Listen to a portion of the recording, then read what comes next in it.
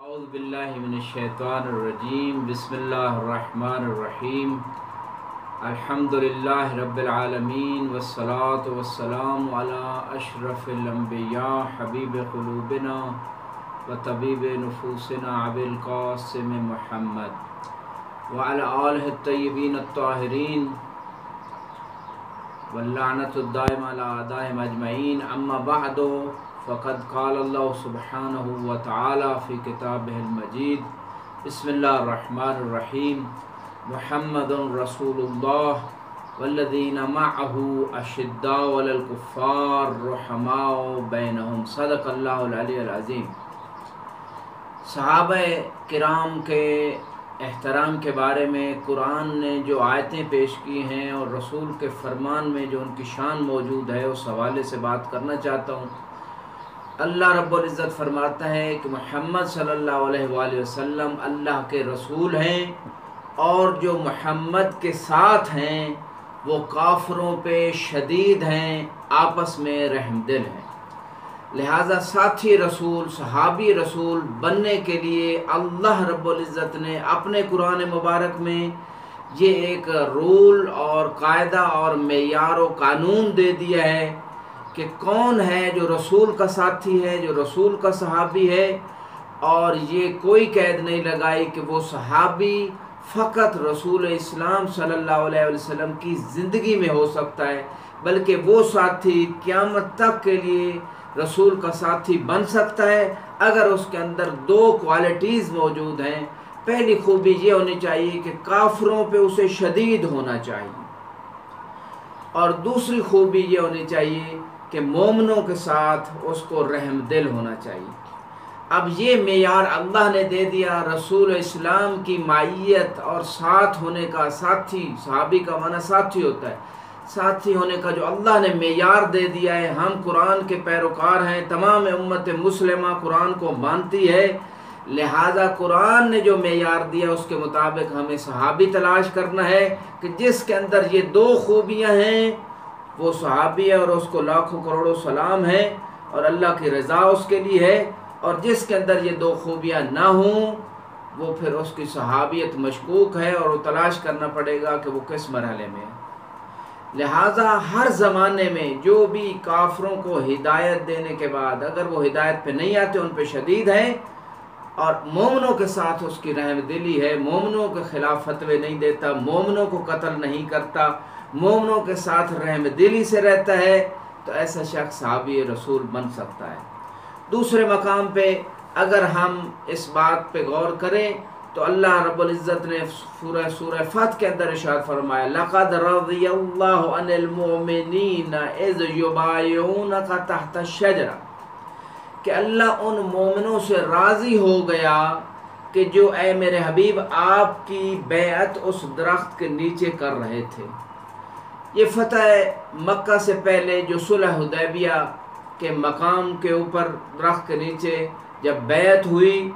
اور اللہ ان صحابیوں سے راضی ہو گیا، لیکن ایک شرط لگائی کہ وہ صحابی مومن تھے،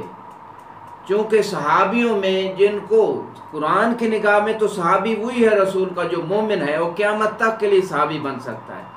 لیکن لوگوں کی اپنی بنائی ہوئی اصطلاح ہے جن کی کوئی سرٹیفکیٹ نہ قرآن سے ہے نہ روایت سے، جن کو وہ صحابہ کہتے ہیں، وہ صحابہ نہیں ہیں، بلکہ صحابہ وہ ہیں کہ جو قرآن کے معیار پہ پورے اترتے ہوں اور ان کے اندر ایمان ہو، جیسے کہ قرآن میں سورہ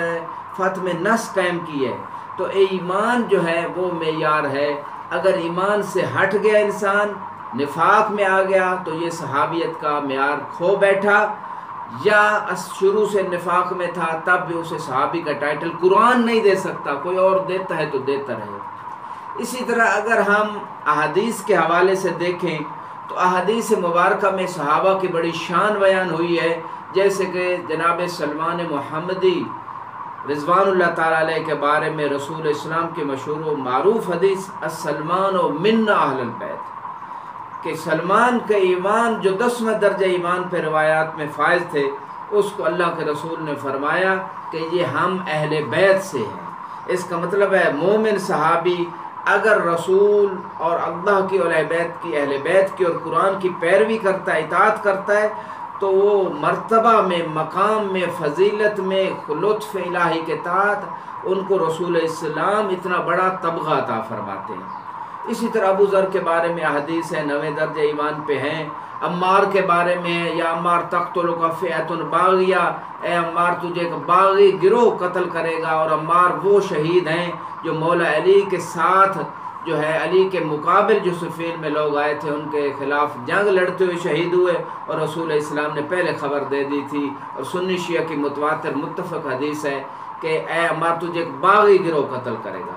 لہذا سامنے بھی کچھ صحابی تھے، ادھر علی کے ساتھ بھی صحابی تھے، اب دونوں طرف صحابی ہیں، تو قرآن کا جو صحابی ہے ہمیں اسے سلام کرنا ہے، اور جو قرآن کی ضد میں جا رہا ہے، جو مومنوں کے ساتھ رحم دل نہیں ہے بلکہ مومنوں کے خلاف کھڑا ہو گیا تلوار لے کے، اسے قرآن صحابی نہیں کہہ رہا۔ اور اسی طرح رسول اسلام نے ارشاد فرمایا یا علی لا یحبک الا مؤمن ولا یبغضک الا منافق، اے علی مومن کے علاوہ آپ سے محبت کوئی نہیں کرے گا، منافق کے علاوہ آپ سے بغض کوئی نہیں رکھے گا۔ لہذا یہ بھی رسول اسلام نے صحابیت کا معیار دیا کہ جو علی سے محبت رکھتا ہے وہ کسی زمانے میں ہو، چاہے رسول اسلام کے زمانے میں ہو، قیامت تک آنے والے کسی زمانے میں وہ صحابی رسول کا سرٹیفکیٹ لے سکتا ہے قرآن کی نص سے۔ شرط یہ ہے کہ وہ علی سے محبت رکھنے والا ہو، اور جو علی کی ضد میں کھڑا ہے، جو علی سے بغض رکھتا ہے، وہ اور دنیا اسے بے شک جتنے ٹائٹل دیتے رہے، وہ قرآن اور فرمان رسول کی نگاہ میں منافق ہے، صحابی نہیں ہے۔ اسی طرح عمار کے بارے میں فرمایا عمار مولیا ایمانا الی مشاشہی، کہ عمار سر سے لے کر پاؤں تک ایمان سے پر ہے۔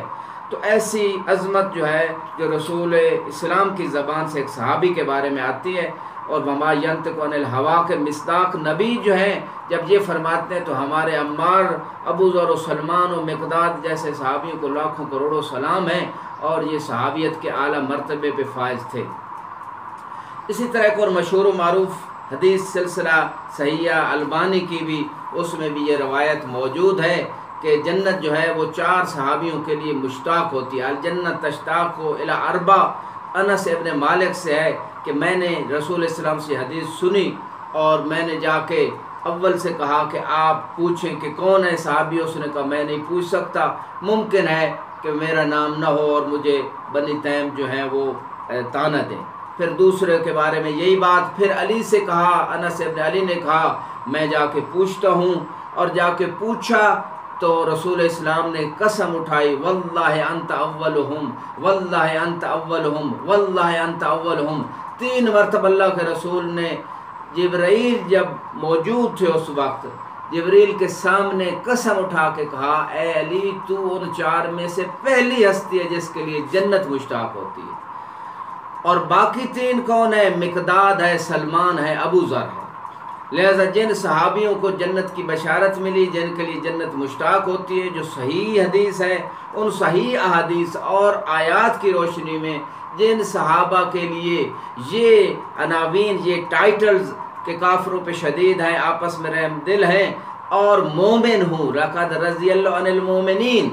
تو لہٰذا ان کو ہمارا سلام ہے۔ اور کوئی بھی شیعہ، یہ جو شیعوں پہ ایک بہتان 14 سال سے لگایا جا رہا ہے، کوئی شیعہ کا بچہ سے لے کر بوڑھے تک، عالم سے لے کر عام انسان تک، کوئی بھی ان صحابہ کے انسلٹ نہیں کرتا، ان کو احترام کی نگاہ سے دیکھتا ہے، ان کو سلام کرتا ہے، ان سے محبت رکھتا ہے۔ لہذا جو قرآن نے معیار ایمان کا دیا ہے ان کو سارے شیعہ مانتے ہیں، اور ان کا عقیدہ قرآن کا عقیدہ ہے اور رسول کے فرمان کے مطابق عقیدہ ہے۔ اب بات آتی ہے ان لوگوں کی کہ جن کو قرآن نے بھی منافق کہا، رسول کے فرمان نے بھی منافق کہا، تاریخ بھی ان کے نفاق کو ثابت کر رہی ہے، تو ایسے لوگوں کو صحابہ کہنا بہت بڑا گناہ ہے، قرآن کی مخالفت ہے، قرآن رسول کے فرمان کی مخالفت ہے، اپنے ایمان کو خراب کرنا ہے۔ ظالم کو بھی انسان سلام کرے اور مظلوم کو بھی، یہ کوئی نہ عقل کا معیار ہے، نہ شریعت کا معیار ہے، نہ دین کا معیار ہے، نہ اس سے ہم اللہ کو راضی کر سکتے ہیں، نہ رسول کو راضی کر سکتے ہیں، نہ ہم جنت کما سکتے ہیں۔ لہٰذا ہر انسان نے اپنی قبر میں جانا ہے، عقیدہ ویسا بنائے جیسے قرآن اور رسول کا فرمان چاہتا ہے۔ اب منافق لوگوں کے بارے میں قرآن میں فرمایا اذا جاءکم فاسقون بنبأ فتبینوا ان تصیبوا قوما بجہالۃ فتصبحوا علی ما فعلتم نادمین، کہ اگر تمہارے پاس کوئی فاسق بے دین آدمی خبر لے کے آئے تو تحقیق کرو، اور اس لیے تحقیق کرو کہ تم کسی قوم کو اپنی جہالت کی وجہ سے نقصان پہنچاؤ،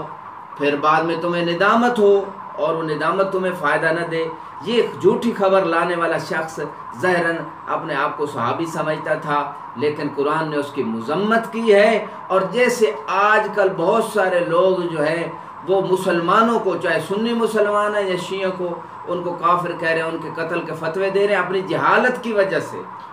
اور اعتماد کر رہے ہیں ان فتووں پہ جو ان مفتیوں کے دیے ہوئے ہیں جن کے پاس دلیل نہیں ہے، اور وہ ویسے مفتی ہیں جیسے قاضی شریح درباری مفتی تھا، اس نے قتل امام حسین علیہ السلام کا فتویٰ دے دیا تھا۔ تو دنیا کی خاطر کوئی مفتی ہر زمانے میں رہے، جو بھی مفتی فتویٰ دے، ہر بندے نے اپنی قبر میں جانا ہے، اپنے لیے جنت جہنم خرید رہا ہے۔ ہر بندہ جس مفتی کا فتویٰ دیکھے کہ عقل اور قرآن کے مسلمات سے ٹکرا رہا ہے، وہ اس سے دلیل مانگے، اور دلیل ویسی ہو جو قرآن اور معصوم کے فرمان پہ پوری اترتی ہو۔ دوسری آیت قرآن کے اندر وَمِمَّنْ حَوْلَكُمْ مِنَ الْأَعْرَابِ مُنَافِقُونَ، اے میرے حبیب آپ کے ارد گرد جو بدو ہیں یہ تو منافق ہیں۔ وَمِنْ أَهْلِ الْمَدِينَةِ مَرَدُوا عَلَى النِّفَاقِ، اور مدینہ والوں میں سے بھی نفاق کے اوپر پلتے بڑھتے ہیں یہ لوگ۔ تو جب قرآن کہہ رہا ہے کہ رسول کے ارد گرد منافقوں کا ایک ٹولہ موجود ہے، تو کون کس کی یہ جرت ہے کہ وہ قرآن کے خلاف کہے کہ نہیں جی رسول کے ارد گرد تو سارے مومن تھے، رسول کے ارد گرد تو سارے جو ہے یقین کے درجے پہ فائز تھے۔ قرآن کہہ رہے ہیں کہ آپ کے ارد گرد منافق ہیں، وہ کہہ رہے ہیں جی آج کا ملا کہہ رہے ہیں کہ نہیں جی منافق نہیں تھے وہ لوگ۔ تو لہٰذا سورہ منافقون جو نازل ہوئی ہے اس کو پڑھا جائے، وہ انہی لوگوں کے بارے میں جو ظاہراً کلمہ بھی پڑھتے تھے، نمازیں بھی رسول کے پیچھے پڑھتے تھے، جنگوں میں بھی شریک ہوتے تھے، لیکن اللہ نے ان کو منافقون کہا ہے کیونکہ ان کے دل میں ایمان داخل نہیں ہوا تھا۔ لہذا منافقین کے بارے میں جو شدید سزا، نہ مشرک کے بارے میں اتنی سزا ہے، نہ کافر کے بارے میں جتنی منافق کے بارے میں قرآن نے اعلان کیا ہے، ان المنافقین فی الدرک الاسفل من النار، کہ منافق جہنم کے گہرے درجے میں ہوں گے۔ لہٰذا ایک طرف منافقوں کو بھی سلام اور دوسری طرف جناب مومنوں کو بھی سلام۔ تو یہ جو ہے اسلام ایسا جو پیور اسلام ہے، جو صحیح اسلام ہے، وہ ایسا کنسیپٹ نہیں دیتا، نہ قرآن ایسا کنسیپٹ دیتا ہے، نہ رسول کا فرمان ایسا کنسیپٹ دیتا ہے۔ لہذا تاریخ نے بھی اور حقائق نے بھی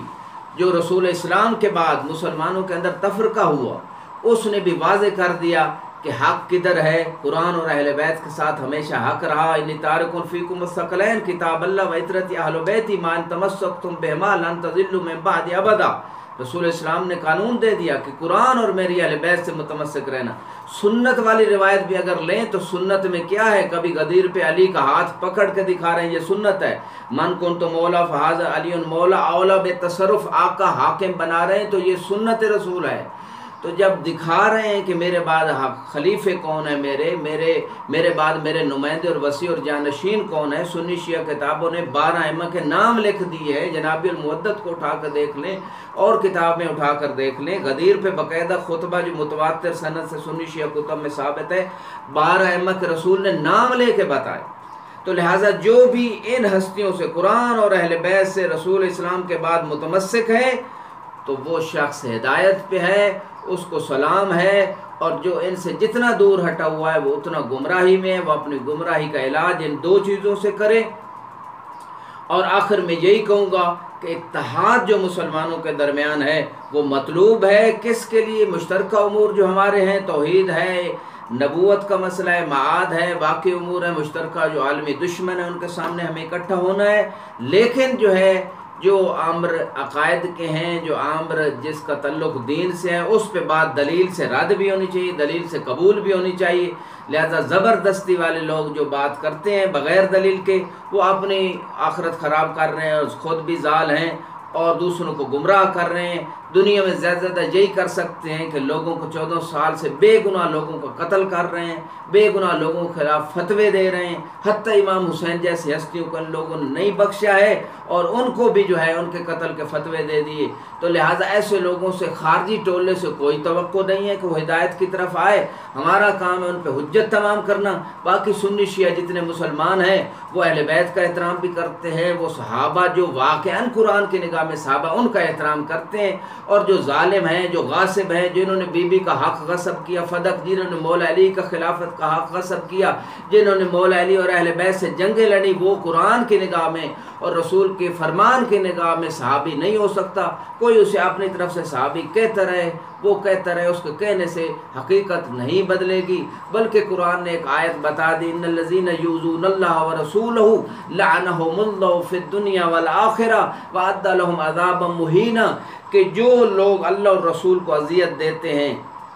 ان کے لیے اللہ کی دنیا و آخرت میں لعنت ہے اور ایک اہانت والا عذاب بھی ہے۔ تو لہٰذا جن لوگوں نے رسول کو زندگی میں یا اس کے بعد اذیت دی ہے، چاہے ان کی بیٹی کو اذیت دی ہے فدق غصب کر کے، چاہے ان کے جانشین کو اذیت دی ہے ان کا حق خلافت غصب کر کے، چاہے امام حسن کو زہر دے کے، چاہے امام حسین علیہ السلام سے جنگ کر کے، چاہے جس طریقے سے باقی ائمہ کو جو قید رکھا اور زہریں دیں اور ان کے چاہنے والوں کو جگہ جگہ قتل کیا گیا اور ان کے خلاف فتوے دیے گئے اور ان کو اذیتیں دی گئیں، تو جتنے بھی ایسے لوگ جو کرتے رہے وہ اس آیت کا مصداق ہیں، ان پہ اللہ اور رسول کی لعنت ہو رہی ہے اور وہ جہنم کے مستحق ہیں۔ مرنے سے پہلے توبہ کر لیں، نہ یہ شہرت فائدہ دے دی، نہ مال فائدہ دے گا، نہ یہ پیچھے جو نعرے لگانے والے یہ فائدہ دیں گے۔ فائدہ ایک چیز دے گا اور وہ ہے قرآن اور اہل بیت سے تمسک اور خاتمہ بالخیر۔ وآخر دعوانا ان الحمد للہ رب العالمین۔